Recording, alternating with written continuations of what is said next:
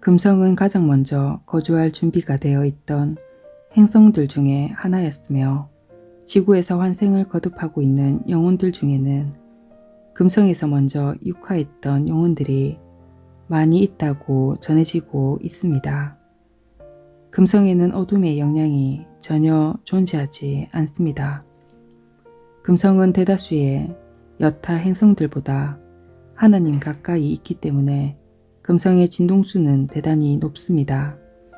그러므로 루시퍼와 그의 악마들은 그곳의 높은 진동들을 견딜 수가 없었으며 가까이 다가설 수조차 없었다고 합니다. 따라서 금성에 거주하고 자식을 낳으며 문명을 이루는 것은 어렵지 않았습니다. 금성은 이미 천상의 존재들에 의해 거주할 수 있는 준비가 되어 있었습니다.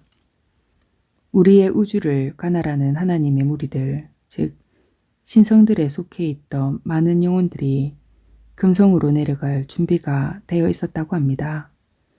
따라서 신성의 상위층 혹은 중간층에 있던 잘 발달된 큰 영혼들이 금성으로 가도록 가장 먼저 선발되었습니다. 모든 다양한 영혼들과 천사들, 마스터들, 신성들, 그리고 하나님 자신조차도 영혼들의 이 첫 번째 육화와 진화를 위한 전략들을 수립하는 데 관여했다고 합니다. 금성에 육화할 시간이 되었을 때 영혼들은 각자의 신성 내부에서 하나님의 구체 바깥쪽 가장자리로 이동했습니다. 영혼들이 들어갈 물질적인 몸체들은 천상의 존재들에 의해 이미 금성에 창조되어 있었으며 금성의 전역에 걸쳐 전략적인 장소들에 배치되어 있었습니다. 그 후 영혼들은 이 청소년의 몸체들과 연결된 은사를 통해 하강하여 그 몸속으로 들어갔습니다. 금성에 육화한 후 이 영혼들은 두 번째 망각을 어느 정도 겪기는 했지만 지구에서보다는 훨씬 적었습니다. 금성에서의 몸체들은 매우 밝았으며 지구처럼 밀도가 높지 않았습니다. 금성인들은 텔레파시로 의사소통을 했으며 부정적인 느낌이나 행동들, 즉 오만과 자존심, 분노, 혐오 또는 질투심 같은 것은 전혀 없었습니다. 어둠의 영향이 없었기 때문에 그곳에는 오직 사랑만이 존재했었습니다. 금성에 육화하여 수천 년의 삶을 영위하던 많은 영혼들이 지구를 돕기 위해 이곳으로 오기로 선택했으나 불행히도 어둠의 영향으로 이 지구에 갇히는 신세가 되고 말았습니다. 지구의 육화. 금성의 영혼들이 육화한 후 수천 년이 지난 후에야 비로소 지구는 거주할 수 있는 상태가 되었다고 합니다. 우리의 우주를 관할하는 하나님의 무리들, 즉 신성의 최상층과 중간층에 있던 영혼들이 지구에 육화할 첫 번째 인간들이 되었습니다. 영혼들과 천사들, 마스터들, 신성들, 그리고 하나님 사이에 많은 계획들이 수립되었습니다. 영혼들은 계획이 완료된 후 신성의 내부에서 바깥쪽 가장자리로 이동했습니다. 그들은 지구의 어떤 금지구역으로부터 떨어져 있으라는 지시를 받았다고 합니다. 이 장소들은 대단히 아름답고 매혹적이었지만 이곳들은 루시퍼와 그의 추종자들의 것이었다고 합니다. 금성에서처럼 천상의 존재들에 의해 사전에 청년 형태의 인간의 몸들이 지구에 창조되어 있었으며 이 몸들은 행성의 전역에 걸쳐 전략적인 위치에 배치되었다고 합니다. 금성과는 달리 이곳의 몸들은 밀도가 높은 지구 행성에서 살아남기 위해 높은 밀도를 지니게 되었습니다. 지구에 육화한 최초의 커플들은 성경에서 말하는 아담과 이브에 해당될 수 있습니다. 이들은 최초로 지구에서 육화했던 인간들이었으며 자신들을 닮은 인간들을 더 많이 만들기 위해 그곳에 배치되었습니다. 이 이후 많은 영혼들이 은사를 통해 내려왔으며 그들의 몸속으로 들어가게 되었습니다. 이들도 모두 육화한 후 두 번째 망각을 겪었습니다. 이들은 자신들이 하나님으로부터 왔다는 사실을 잊어버렸습니다. 따라서 이들은 천상에 대해 그리고 그곳에 존재하는 이유에 대해서도 망각하게 되었습니다. 이들은 자신들이 하기로 되어 있던 것들을 어렴풋이나마 알고는 있었습니다. 따라서 완전한 두 번째 망각을 겪지는 않았습니다. 그러나 다음 세대들은 육화한 후에 악마의 영향으로 두 번째 망각을 철저하게 체험하지 않으면 안 되었다고 합니다. 지구에 육화한 영혼들은 몸의 수많은 부속들을 어떻게 사용해야 하는지 그리고 손과 발 같은 이 부속들을 어떻게 다루어야 하는지 몰라 얼떨떨했다고 합니다. 이들은 우연히 그리고 많은 시행착오를 통해 배워갔습니다. 이들은 그룹 속에서 함께 생활하며 살아남기 위해 많은 것들을 익히고 배웠습니다.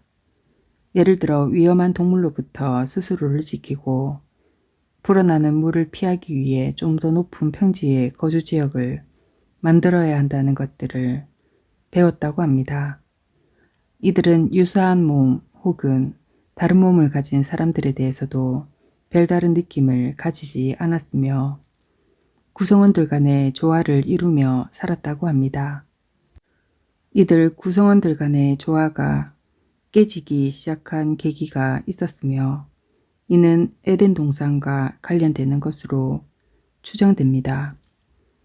다음 내용은 모디 박사와 체면 환자와의 대화에서 발췌한 것입니다. 박사, 언제부터 구성원들 간의 부조화가 생겨나게 되었나요? 환자, 우리 그룹의 일부 구성원들이 어떤 동산으로 들어가게 되었을 때입니다. 박사, 그 동산이 어디에 있습니까? 환자, 우리가 살고 있는 일반적인 지역 안에 있습니다. 박사, 그 동산에 대해 무엇을 알고 있나요? 환자, 그 동산에 있는 과일은 우리 동산에 있는 것보다 더 좋고 맛도 더 있지만 왠지 이 동산 속으로 들어가서는 안 된다는 느낌이 있습니다. 박사, 그것을 어떻게 합니까? 환자, 내적인 느낌을 통해서. 박사, 동산이 당신이 살고 있는 곳과 어떻게 다른가요? 환자, 과일은 더 싱싱하고 풀도 더 녹색이며 물은 더 푸르고 장소도 더 매혹적이고 마음에 와닿는 것 같습니다. 이 동산이 실제로 더 좋은 것은 아닙니다. 단지 더 좋을 거라고 생각하는 일종의 믿음입니다. 박사, 동산에 이름이 있나요? 환자, 그것은 모르겠습니다. 박사, 다음은 무엇을 합니까? 환자, 우리 종족의 일부가 동산 속으로 들어갑니다. 박사, 당신도 그 사람들 중에 한 명입니까? 환자, 아닙니다. 박사, 누가 동산 속으로 들어갑니까? 환자, 우리 종족의 일부 구성원들로 남자와 여자 모두. 박사, 그들이 무엇을 합니까? 환자, 그들은 탐험을 하며 많은 과일들을 맛보고 있습니다. 그 결과 그들은 약간 더 검게 변하고 있습니다. 박사, 어떻게 더 검게 바뀌고 있나요? 이유는요? 환자, 이곳은 루시퍼의 영역입니다. 우리는 이곳이 금지된 지역이라는 것을 알고 있습니다. 그 속으로 들어가자마자 부정적인 에너지가 들어오기 때문에 금지된 곳입니다. 박사, 이 부정적인 에너지가 무엇인가요? 환자, 우리는 루시퍼와 그의 악마들을 기억하지 못하지만 우리의 삶들이 예전처럼 조화롭지 못할 것이라는 것을 알고 있습니다. 박사, 그들이 과일을 먹게 되자 그들의 몸에 무슨 변화가 일어나나요? 환자, 더 검게 변합니다. 예전에는 느끼지 못했던 부정적인 느낌, 즉 질투, 싸움, 분노, 증오, 비협조, 그리고 공격적인 성향 등을 나중에 체험하게 됩니다. 박사, 당신 역시도 그러한 습성을 가지고 있나요? 환자, 어둠의 존재들이 와서 우리에게 영향을 미치게 되면서 우리 모두는 그러한 성향의 일부를 어느 정도는 가지고 있습니다. 박사, 그 다음에는 어떻게 되었나요? 환자, 시간이 흐르면서 우리가 공동체 내에서 더 이상 조화를 이루고 살지 못하기 때문에 점점 더 많은 불화가 생겨나고 있습니다. 박사, 그곳에 얼마나 많은 사람들이 있나요? 환자, 수천 명, 그들은 모두 이곳에 살도록 창조되었습니다. 박사, 다음에는 어떻게 되었나요? 환자, 작은 접전과 싸움들이 있으며 심한 경우 공동체 간의 전쟁도 있습니다. 예전처럼 상황이 좋지 않습니다. 남녀 간의 성적인 매력도 이해하게 됩니다. 우리는 이곳에 어떤 다른 사람들보다 서로를 더 좋아한다는 것을 이해하게 됩니다. 잠재의식, 창조의 목적은 하나님의 모든 조각들이 성장하고 진화하여 동일한 크기와 능력을 갖도록 하기 위해서입니다. 한편 개별 영혼들과 우주들이 성장해 감에 따라서 전체로서의 하나님도 성장하게 됩니다. 따라서 궁극적으로는 하나님의 빛이 허공 전체를 채워 하나님의 조각들이 예전처럼 허공 속에서 길을 잃을 염려도 없게 될 것입니다. 이러한 이유로 여러 우주들과 개별 영혼들이 창조되었습니다. 행성들이 거주할 준비가 되자 영혼들은 삶과 죽음이라는 회전문을 통과하여 배우고 성장하며 진화하는 영적인 여행을 시작했습니다. 이 영혼들은 배우고 완성하여 졸업을 통해 고향으로 돌아가 하나님과 재결합을 하기 위한 수단으로 행성들을 이용했습니다. 우리 영혼들은 매 생애마다 지구의 다른 지역들 혹은 다른 행성들이라는 무대 위에서 다른 사람의 모습으로 다른 역할을 수행하게 됩니다. 즉 남자, 여자, 왕, 여왕, 성직자, 수도승, 교사, 설교자, 구조자, 고문가, 살인자, 희생자, 거린, 리더, 추종자 등등 영혼들은 태어나면서 자궁 속에서 죽기도 하고 젊어서 혹은 늙어서 죽기도 합니다. 또한 병으로 죽기도 하고 암살, 자살, 사고, 노환 혹은 유산이나 낙태로 죽기도 합니다. 뿐만 아니라 훌륭한 잘못된 편안한 혹은 충격적인 삶을 살기도 합니다. 좋은 혹은 나쁜 사람으로서의 역할을 성공적으로 수행하고 나면 영혼들은 졸업을 통해 다음 단계로 넘어가 또 다른 역할 혹은 색다른 배역을 계획하게 됩니다. 우리 영혼들은 성장하여 스스로를 완성하기 위해 모든 역할을 다하게 되며 삶의 모든 측면들을 체험하지 않으면 안 됩니다. 영혼들이 맹목적 혹은 무작위로 물질의 육체 속으로 육화하는 것이 아닙니다. 분명한 계획과 목적을 지니고 철저한 계획하에 육화하게 됩니다. 자신의 부모와 배우자, 자녀들은 물론이며 삶에서 만나게 되는 중요한 사람들도 선택하게 됩니다. 또한 우리의 직업과 재능, 기술도 선택합니다. 한편 영혼들은 훌륭하고 건설적인 삶들만 계획하는 것이 아니라 지난 생들에서 창조한 부정적인 행위를 상쇄시키기 위해 또는 교훈을 배우고 영적으로 성장하기 위해 충격적인 삶들도 계획하게 됩니다. 동일한 영혼이 여러 다른 육체들로 거듭해서 육화하게 되며 육화할 때마다 지난 생들에서 창조했던 부정적인 카르마들을 상쇄시키기 위한 계획도 세우게 됩니다. 이는 마치 죽을 때 버렸던 여러 의상들을 입어야 하는 것과 같습니다. 매 죽음마다 육체는 죽지만 영혼은 지속되며 태초부터 이번 생에 이르기까지 있었던 모든 일들은 영혼의 기억 속에 저장하게 됩니다. 이것이 잠재의식입니다. 다시 말해 태초 이래로 모든 삶에서 영혼이 행하고 말하고 듣고 지각하고 느끼고 체험했던 모든 것들은 영혼 속에, 즉 잠재의식 속에 기록됩니다. 어떠한 것도 지워지지 않습니다. 매번의 삶을 살아가는 동안 여러 형태의 충격으로 인해 영혼은 많은 조각들로 파편화됩니다. 이 영혼의 조각들은 사탄과 악마들에 의해 지옥에 붙잡혀 있는 경우가 많습니다.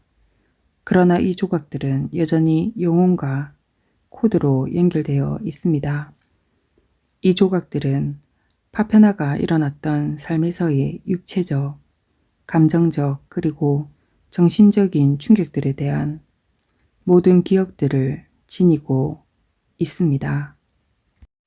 그리고 잃어버린 조각들로 인해 영혼 속에는 구멍들이 생기게 되고 영혼과 몸이 약해지는 원인이 되기도 합니다. 영혼이 다른 몸으로 육화할 때 악마들은 이 영혼의 조각들을 쥐어짜서 과거 생의 충격적인 기억들을 다시 자극하게 됩니다. 이 충격적인 기억들은 연결 코드를 통해 영혼에게 그대로 전달되므로 현재의 몸속에서 이러한 조각들을 체험할 수가 있습니다. 과거 생의 충격으로부터 벗어나기 위해 영혼의 조각들은 반드시 되찾아 소생시켜야 하며 이 조각들을 이해하고 영혼과 하나로 통합하지 않으면 안 됩니다. 그래야만 영혼 속의 구멍이 메워지고 치유되며 몸과 마음도 치유될 수가 있습니다. 영혼의 파편들을 되찾아 통합하고 온전함을 회복하는 것은 실제로 대단히 중요한 일이며 영적 성장을 이루기 위한 최고의 선물들 중에 하나라 할 수 있습니다. 다행히도 성모 마리아께서는 영혼의 파편들을 되찾아 통합시킬 수 있는 기도문을 전해주신 바가 있습니다.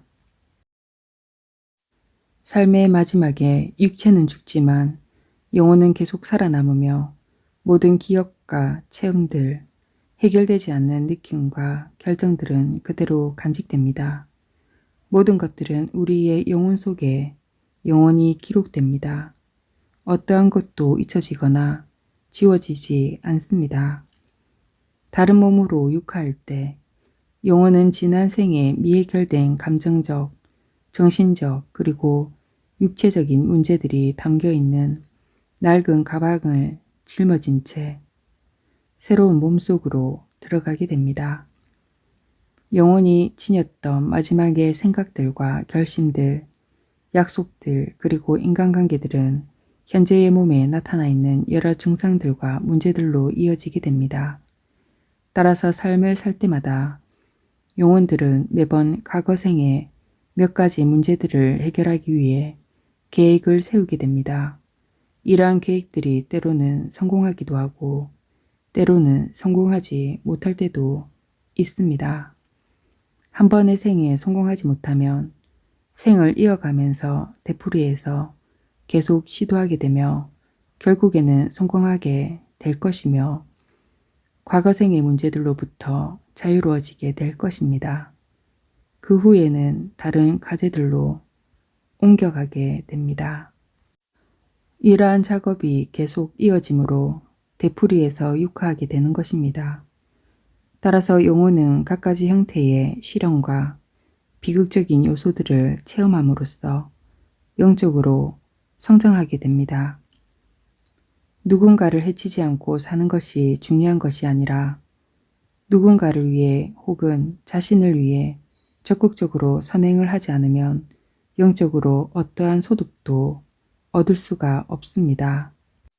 영적인 면에서 보면 소극적인 삶은 제자리 걸음을 하는 것이 아니라 오히려 뒷걸음치는 것과 같습니다. 각각의 삶은 건축용 벽돌처럼 하나하나가 규격화된 구성요소가 되어야 하며 앞을 향해 움직여가는 과정이 되어야 합니다. 과거의 삶들은 모든 면에서 현재의 삶에 영향을 미치게 됩니다. 좋아하는 것들, 싫어하는 것들, 매혹적인 것들, 재능들, 직업의 선택, 부모, 배우자, 친구들, 꿈들, 긍정적 및 부정적 관계들, 그리고 육체적, 정신적, 감정적 문제, 그리고 개성의 문제 등 이 모든 것들은 과거생의 뿌리를 두고 있습니다. 과거생의 잘잘못들은 그림자처럼 뒤따라와서 현재의 삶에 영향을 미치게 됩니다. 우리가 영적 여행의 길에 들어서 있는 영혼이라고 생각한다면 각각의 삶들은 마치 정거장과 같으며 그곳에서 어떤 과제들을 수행하고 교훈들을 배워야 하는 곳입니다.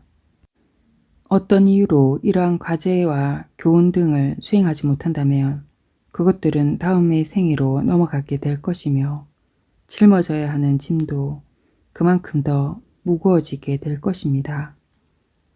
어느 시점에서는 짐을 덜기 위해 멈춰서 낡은 문제들과 쟁점들을 해소하고 낡은 교훈들을 배워야 할 필요가 있습니다. 그래야 최종 목표를 향해 다시 움직여갈 수가 있습니다.